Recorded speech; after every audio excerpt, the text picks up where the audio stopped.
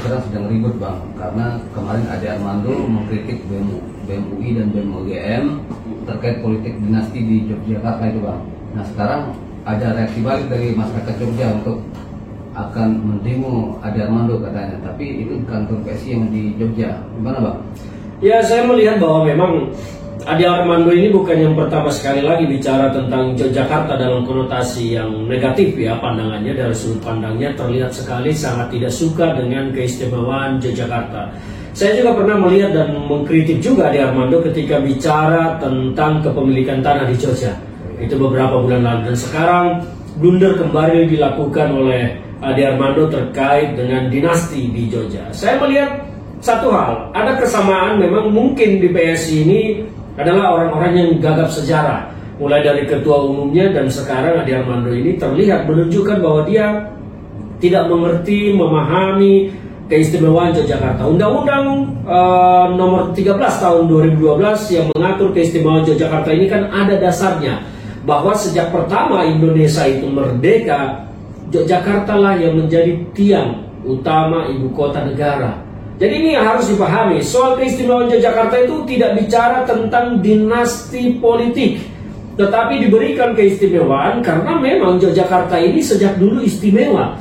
Sejak zaman penjajahan Jogja ini sudah istimewa, dan sampai kepada era kemerdekaan pun Jogja adalah penopang, salah satu penopang utama kemerdekaan Indonesia dan menjadi ibu kota negara juga. Nah ini tidak dipahami oleh Ade Armando, sehingga ketidaksukaannya terhadap Jogja dikaitkan dengan demo yang dilakukan oleh adik-adik mahasiswa terkait dengan dinasti politik yang kebetulan berlokasi di Yogyakarta. Seharusnya kalau Ade Armando mau bicara mengkritik apa yang dilakukan oleh adik-adik mahasiswa, BEM UI segala macam, Ade Armando tidak boleh masuk kepada keistimewaan Yogyakarta.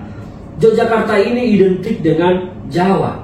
Jadi kalau saya melihat yang diganggu Ade Armando di sini bukan hanya Jogja, tetapi Jawa secara keseluruhan.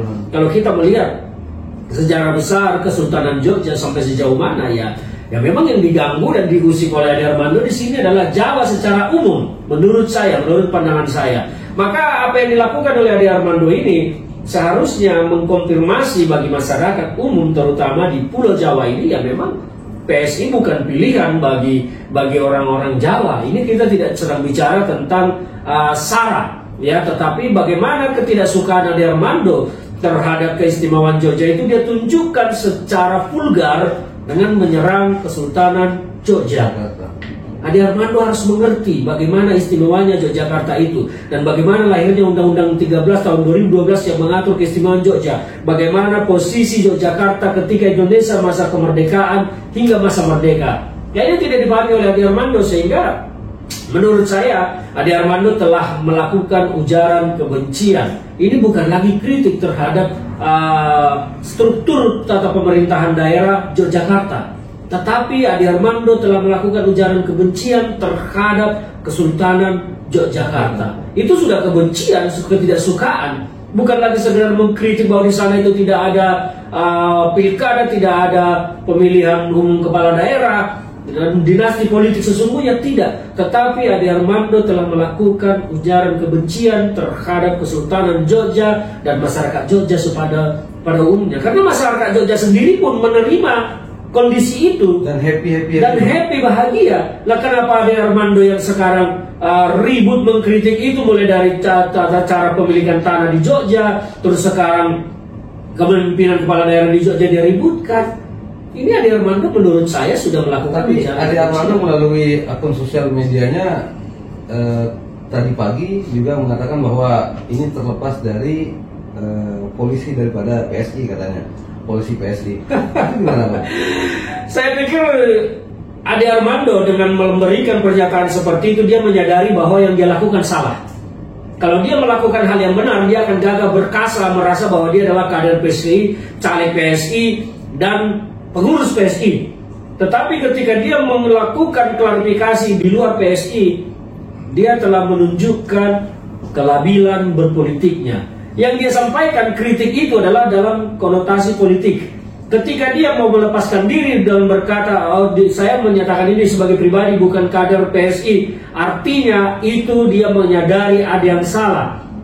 Mungkin juga sudah ada yang menegur dia, atau jangan-jangan Kaisang menegur dia, atau jangan-jangan Jokowi menegur dia supaya tidak mengganggu Kesultanan Jogja. Karena ketika Sultan Jogja bersabda bertitah supaya tidak memilih PSI dan tidak mendukung Jokowi, maka saya yakin masyarakat Jawa ini akan mengikuti itu.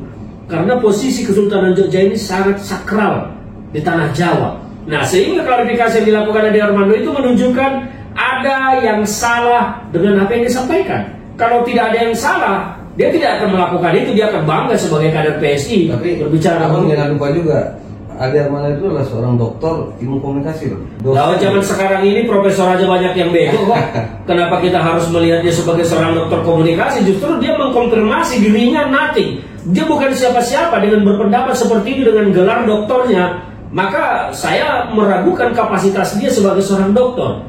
Bukan meragukan lagi orang-orang yang mengujinya menjadi dokter. Tetapi ya memang banyak orang pintar berbicara. Dia dokter komunikasi ya. Dia melakukan komunikasi seperti itu. Ya menurut saya blunder besar. Blunder besar. Dia telah masuk ke zona yang tidak seharusnya dia ganggu. Makanya dilakukan klarifikasi itu. Ini di luar PSI. Takut PSI akan hancur. Ya kalau saya akan berpesan kepada masyarakat Jawa, lihatlah apa yang dilakukan oleh Mbak Ade Armando. Lihatlah, dia adalah seorang PSI. Apakah orang-orang Jawa ini masih akan mendukung PSI dengan kondisi seperti itu?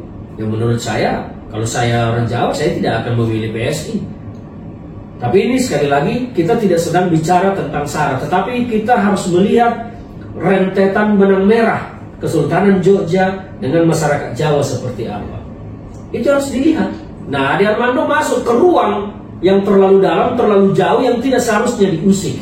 Kalau Ade Armando mau mengusik sebetulnya dan dia masih waras, harusnya dia usik ini dinasti politik yang dibangun oleh Jokowi, bukan oleh Kesultanan Jogja yang sah itu dari dulu. Secara undang-undang. Secara undang-undang, dan bukan sekedar undang-undang, tetapi masyarakat seluruh Indonesia menerima kenyataan itu. Tidak ada yang protes dengan berdirinya Kesultanan Jogja dan kepala daerahnya diturun-temurun terus. Tidak ada yang protes, hanya Ade Armando yang protes. Mungkin karena dia tidak suka kondisi ini dan benci dengan Jogja. Karena sebenarnya setiap daerah istimewa itu kan memiliki keistimewaan dalam undang-undang ya. Ya betul sekali. Misalkan Jakarta tidak menerapkan demokratis di dalam wali kotanya, Betul sekali. Ya sama, demikian juga dengan di Aceh. Aceh itu juga kan masuk daerah istimewa. Ada aturan-aturan khusus yang berlaku di Aceh yang tidak berlaku di daerah lain. Syariat ya itu salah satunya. Jadi kalau Ade Armando mau bicara tentang aturan, ya dia juga kritik semua. Tidak boleh ada daerah istimewa dimanapun. Jadi yang dilakukan oleh Ade Armando itu terkesan adalah ujaran kebencian terhadap Kesultanan Jogja, ujaran kebencian terhadap ketata pemerintahan daerah Jogja. Dan menurut saya dia mengusik Jawa secara umum. Karena dimanapun orang Jawa berada pasti akan melihat Kesultanan Jogja itu sebagai sesuatu yang sangat sakral dan sangat besar posisinya. Dan dia mengganggu itu, makanya dia lakukan klarifikasi. Ini sebagai pribadi, bukan sebagai kader PSI. Dia takut karena ini pasti akan berefek kepada PSI. Baik, cukup. Oke, baik, terima kasih.